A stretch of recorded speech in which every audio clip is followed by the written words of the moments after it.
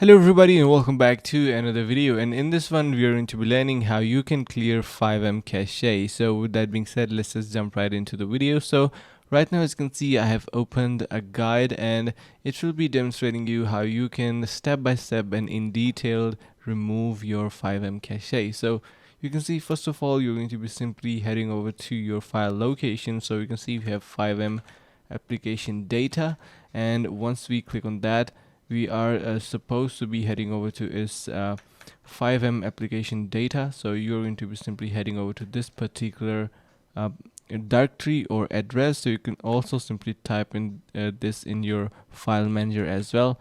So you can see we have this cache folder line around in there. So we can simply remove that, but along with that, we can also remove our server cache and server cache previous. So you can see we have these three different folders around in here, and you can simply delete them, and that is going to be removing your cache.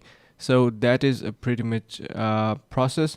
So you can see you can go through this yourself as well. So that's a pretty simple process on how you can remove FiveM cache. If you like the video, make sure to subscribe to the channel, like the video, and share with your friends. Thank you so much for watching, and see you around the next video.